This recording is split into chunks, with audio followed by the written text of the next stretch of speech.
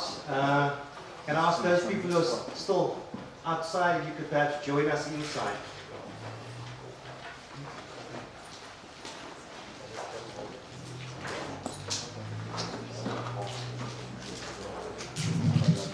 Thank you.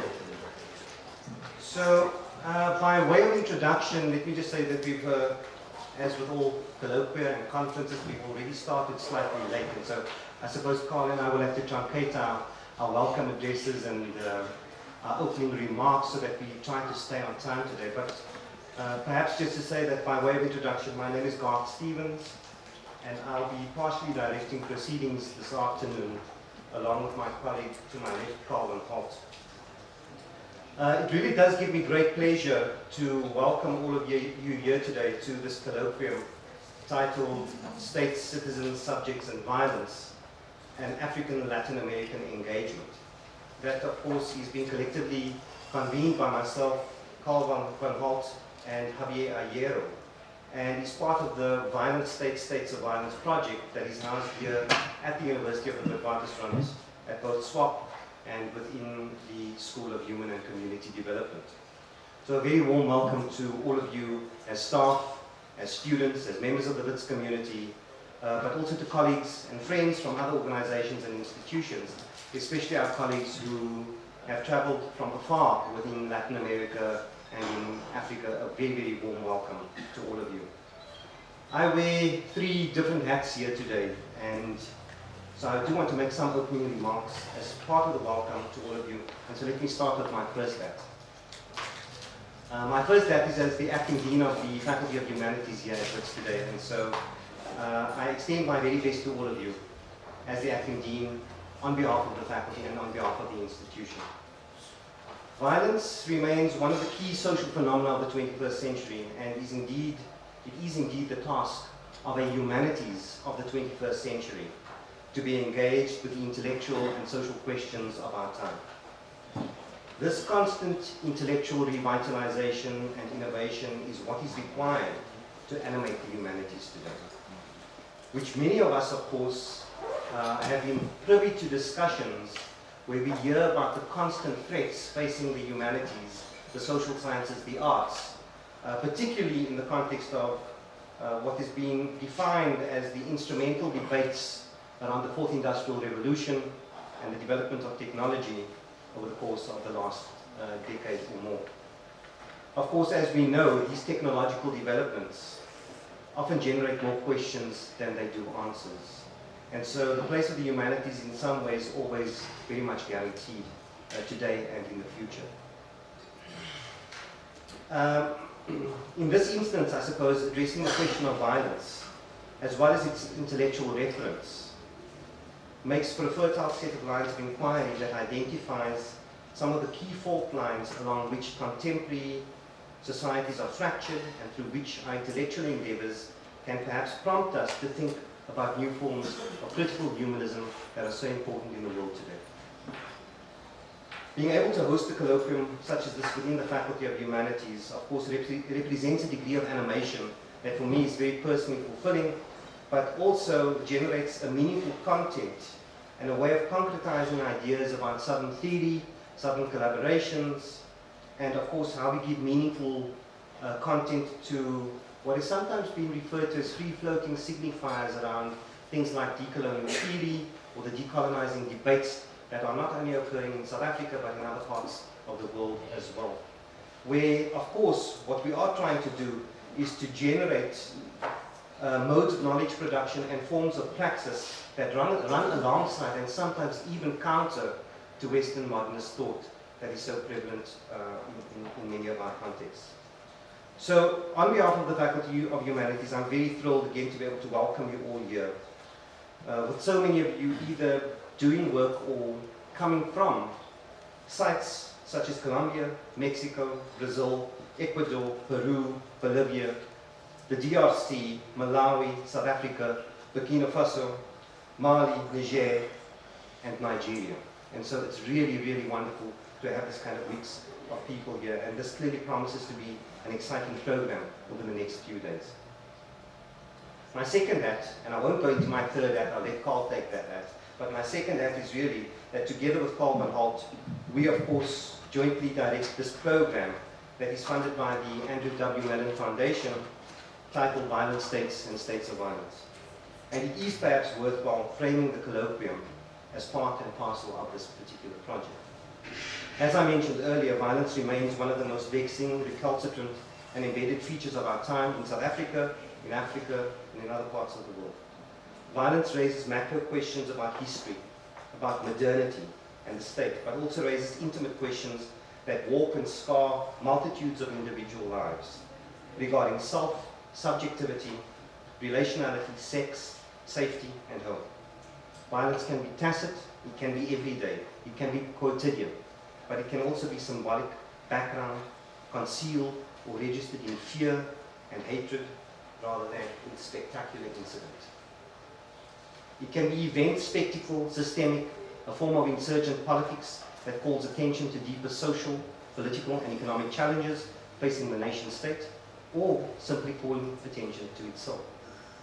Despite violence having specific origins, trajectories, dynamics, and meanings in different places, it travels across space, time, and context, as evidenced in the wide-ranging manifestations of structural, state-sanctioned, political, collective, interpersonal, gendered, and other forms of violence that characterize so many global settings. South Africa is a site of particularly complex and interconnected forms of violence, and notwithstanding more than 25 years of democratic consolidation, offers a potentially rich site for theoretical, interdisciplinary, and comparative innovation in relation to critical violence studies. And so we really welcome your participation as colleagues from other parts of the world, but from other institutions and other organizations as well.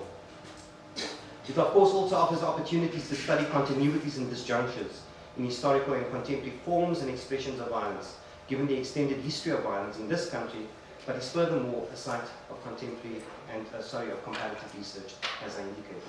I was just chatting to people before this and saying that one of the features of this particular colloquium is really to try to understand how easily or how difficult it is for constructs and concepts around violence to travel across time, across space, and across context. The question about how well theory travels has got to be central in our thinking in the humanities today. So our primary aims for this project are to consolidate and strengthen existing interdisciplinary research and theorizing on violence, to develop leading-edge theory on the relationship between structural and direct violence, subjective and objective violence, or systemic and interpersonal violence, with an understanding of the mechanisms, the how of violence, as opposed to the why of violence. To this end, the project is interested in the connections and the dynamics between violence and large-scale structural and structures and institutions, citizenship, subjectivity, and the intimate productions of selfhood, captured here by the title, Violent States, States of Violence. The modern state clearly produces and is a site of a vast range of violences. A state that is indeed a violent state and is reciprocally implicated in multiple states of violence, through which embodied actional and agentic subjects and persons are interpolated into violent encounters themselves. We are particularly interested in how violence reticulates along varied structural, social, political, communal, collective, interpersonal, cultural, embodied, moral, affective, and emotional conduits in constituting a matrix, one in which there is an ongoing interplay between structural conditions that enable violence and the process of subject and self-formation in which violence comes to play a formative and reproductive function. And so it's in this context where many of us are here today, have spent much of our lives engaged with the topic of violence, that this specific project was birthed, partly out of our experiences of the challenges, gains, and pitfalls of the sector, but with a deep recognition that we may need to re-theorize violence.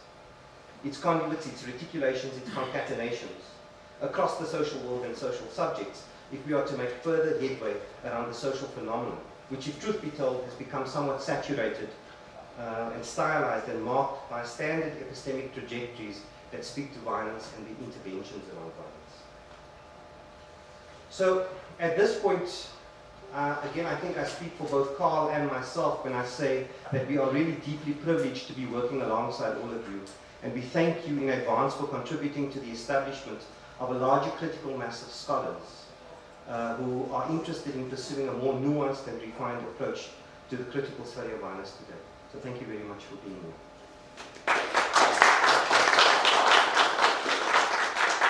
I do want to now call on my friend and colleague, Karl Holdt, who is a professor of sociology, former director of SWAP, a co-director of the project titled Violent States of Violence, and one of the conveners of the colloquium, to perhaps welcome you all and also to frame the colloquium more specifically today. Karl?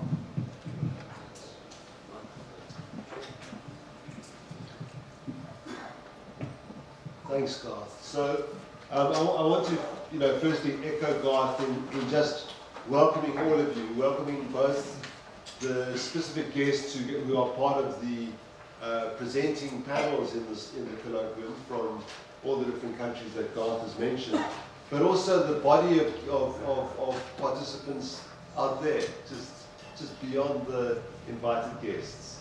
And I hope that we have a really exciting series of conversations and discussions through these 3 days. So mine is to talk a little bit about the origins of this colloquium, how it came about. It started in 2015 when we had Javier Aguero here as a guest to deliver a series of 4 lectures. And we had been attracted by him and his work because of the resonances with some of the work that we were doing. And I think this speaks to the point that Garth makes about the travelling of theory. One of the problems, I think, in the kind of research that we do, and I'm sure that it's shared in Latin America and the rest of the African continent, and that is that when we speak to each other conceptually, we speak through the concepts of Western social science. So we speak through the North. I mean, I was joking with my old friend here, Jacinto Kubi. This is another thing, we just have to learn how to pronounce our names correctly as well. And he's next to Jorge. They, of course, studied together for 7 years in Austin, Texas. And that's where our Aguero comes from. So it's this kind of movement through the North. And we tend not to have direct conversations with each other. But we play backwards and forwards through our former colonial centers, I suppose. So we were excited about having a dialogue across the South, rather, between ourselves and Latin America in relation to Javier's work. It was a very exciting discussion, a very exciting meeting, and we talked about the various kinds of concepts that we think echo or reverberate across our work, such as the Guillermo O'Donnell's work on brown zones, and then Aguero's further work on that, turning them into grey zones. The idea of disjunctive democracy coming from Holston, differential citizenship, toxic uncertainty, to go back to Aguero. We found there's a really rich kind of engagement conceptually, and a kind of invention that takes place, but that we don't really talk to each other about, and we keep having to reinvent things. One thing that strikes me, and just to pursue that a little bit further, I've been very interested in the work of Partha Chatterjee in India on political society and civil society. And it just strikes me that Latin Americans who are working on very similar problems don't seem to reference Chatterjee, that this is right off the screen. So it's those kinds of conversations and connections that we became interested in developing and deepening, and decided to pursue the collaboration further and organize something like a workshop, a colloquium, or a conference. And that's why we're here today. Very, very sadly, Javier himself is not able to be here because his mother is ill, but he's with us in spirit, and I hope, well, I know, is experiencing the pangs of missing out on the program. I sent him the program a couple of days ago. So that's kind of the background. That's how we came together. Now, to come more directly to the problem that we're discussing over these 3 days, the problem of violence. Again, I mean, very much, we tend to be shaped in the way we engage with that through the kind of norms, I suppose, of Western social science or humanities studies more broadly. So in Western sociology, which is the discipline I come from, violence is really marginalized into certain very kind of specialist subsectors like criminology or war studies. And the assumption is that society in general operates without violence. It operates with symbolic violence, it operates through governmentality, it operates through consumerism and so on, these various concepts that have been elaborated. It's a kind of turn towards ideology and discursive forms of domination. And violence disappears into these very esoteric little sub-disciplines. In the Global South, things are different. And one of the reasons they're different is the way imperialism and colonialism brought very violent forms of domination and conquest and then dispossession into the Global South. So for us, we've known violence as fundamental to modernity from its beginnings in the Global South. Whereas in the West, the assumption is that modernity leads to less and less violence. I think the West may be experiencing a return of violence currently, and it may mean that we are able to teach, the kind of metropolitan centers of our disciplines something about concepts and how to understand these things. But our assumption in this project is that violence is central to state formation, to citizen formation, and to subject formation. And that's really the problem that we want to study and the kind of conversation that we want to engage with you on.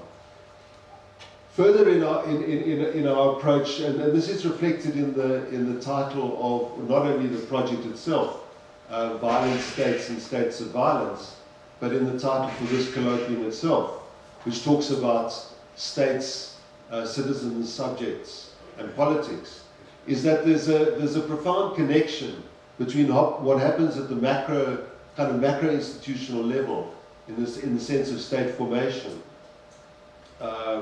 and broader kind of processes of social change, and what happens at the level of the subject, what happens at the level of the citizen. Violent states frequently call forth violent citizens. Violent citizens may be responding to or resisting the violence of the state, or they may be implementing some of the violence of the state, or calling the state to be more violent in relation, for example, to foreign nationals in the form of xenophobic violence. So that's central to our understanding of how society works and some of the conversations we want to have over these 3 days. We've structured the colloquium accordingly, so although I would say each session and all the papers, in some sense, are talking both about state formation and about subject formation, or about citizenship. There's obviously a different emphasis. And how we move in the conference is we move from those papers, from panels which have those papers which are more concerned with the nature of the state, through to popular violence and subject formation, to those papers that are more concerned with what happens at the level of popular politics and what happens in communities and amongst individuals. So that's overall the kind of logic of the colloquium. Further, we've tried to ensure that we have how can I put this? That we sprinkle our scarce supply of Latin Americans through all the panels and try to have at least one representative of your continent in each panel, so that we keep alive this notion of a conversation. So maybe if you bear in mind that in sitting in any panel, you're not only representing yourself, you're representing a continent. And the same goes for the Africans and South Africans. So I think that's really as much as I wanted to say about it. I think other than that, the program speaks for itself. I think we should leave it there, Garth. I don't know, what is the time now? 23, is that? Okay, so we'll just leave it there, have tea. I mean, I managed to get a little coffee because as the organizer of this meeting, I brought business to this place. And in exchange, as we do in the Global South, I got a coffee. But I've had a number of people coming up to me and saying, how did you get that coffee? Where did you get it? Well, there should be some coffee outside now. And then we'll come back. We thought that we would kick off the conference by returning to what at the time appeared to be an extraordinary and completely shocking spectacle of violence, that is the Marikana massacre. And we thought that, particularly for visitors, it would be important to try to get to grips with that, to try and have some sense of what the meaning of that might have been. And so we'll go straight to that after tea. Okay.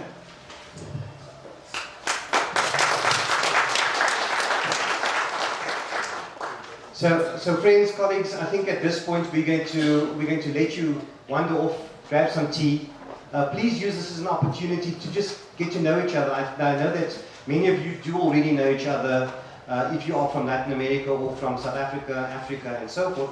But please do feel free to just engage each other. We're going to be together over the next 2.5 days. You will see that the program is actually quite full. It looks like it's going to be a fascinating set of engagements over the next couple of days. And of course, we have some opportunity to be with you, some of you at least, on Saturday morning as well. I think that Karl's already mentioned the film that we're going to come back to, and I'll introduce our discussants and our speakers at that particular point. But just to say that I think that we've just passed the 7-year commemoration of the Marikana massacre. That was in early August, and I think it's a timely opportunity to reflect on this again, given the kind of purchase power that it had inside South Africa at the time that it in fact occurred. So we're going to leave it there. Please feel free to just grab some tea, some refreshments, and really just to start mingling and meeting each other. We'll start the program in the next 15 minutes or so. Thank you.